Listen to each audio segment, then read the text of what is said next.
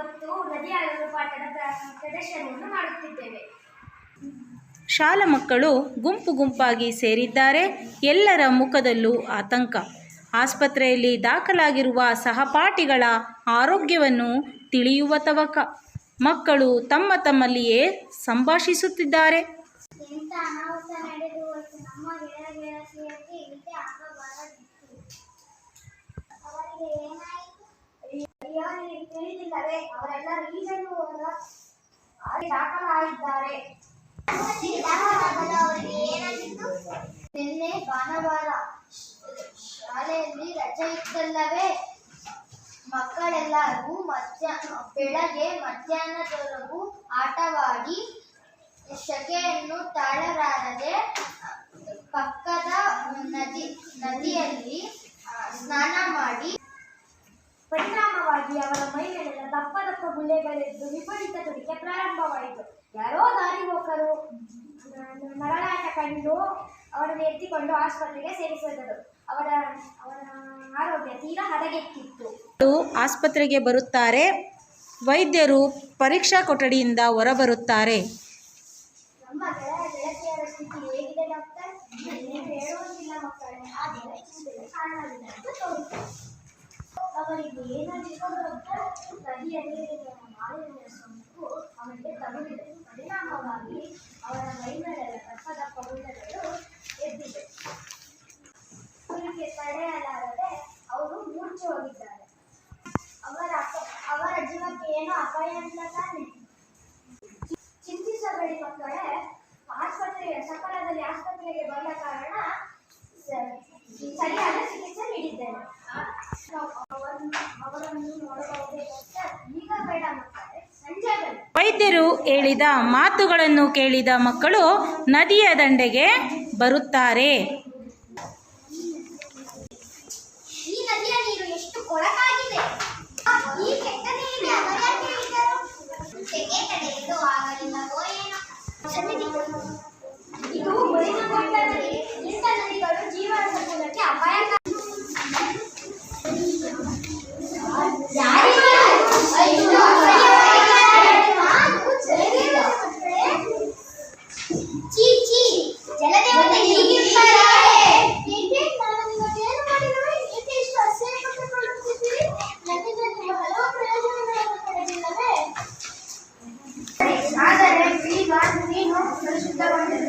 ಇದಕ್ಕೆಲ್ಲ ಕಾರಣ ನಾನಲ್ಲ, ನೀವೇ.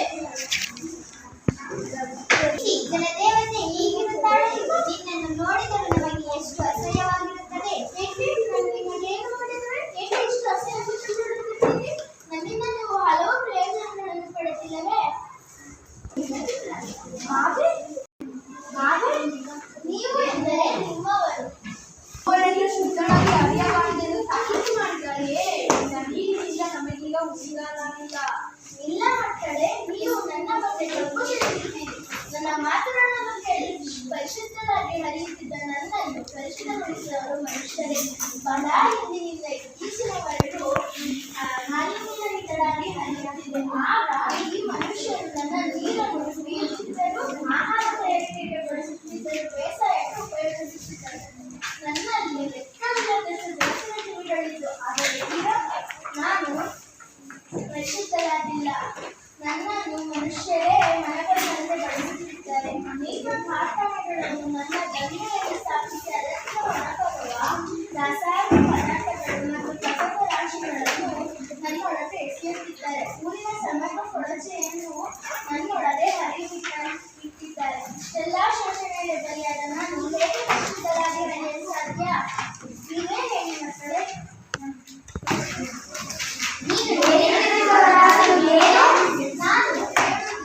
ಮನುಷ್ಯರು ಹೀಗೆ ಮಲಿನ ಮಾಡುವುದನ್ನು ಮುಂದುವರಿಸಿದ್ದಾದರೆ ನಾನು ವಿಷತನ್ನೇ ಎಂಬ ಬಣ್ಣದಲ್ಲಿ ಸ್ವತಃ ದೂರವಿಲ್ಲ.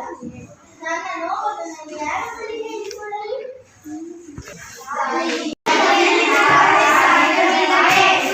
ಮಕ್ಕಳೇ, ನನ್ನ ಮೇಲಾಗುತ್ತಿರುವ ದೌರ್ಜನ್ಯ ಸಂಪೂರ್ಣವಾಗಿ ನಿಲ್ಲಬೇಕು. ಎಲ್ಲರೂ ನನ್ನನ್ನು ಶುಚಿಗೊಳಿಸಲು ಶ್ರಮಿಸಬೇಕು. ನನ್ನಲ್ಲಿ ಯಾವುದೇ ಬಗೆಯ ಮಲಿನ ವಸ್ತುಗಳು ಸೇರದಂತೆ ನೋಡಿಕೊಂಡರೆ ಮೊದಲಿನಂತೆಯೇ ನಾನು ಪರಿಶುದ್ಧರಾಗಿ ಹರಿಯಬಲ್ಲೆ. ಹಾಗಾದರೆ ನೀವೇ ನನ್ನ ಮಕ್ಕಳೇ, ನನಗೋಸ್ಕರ ನೀವೇನು ಮಾಡಬಲ್ಲಿರಿ?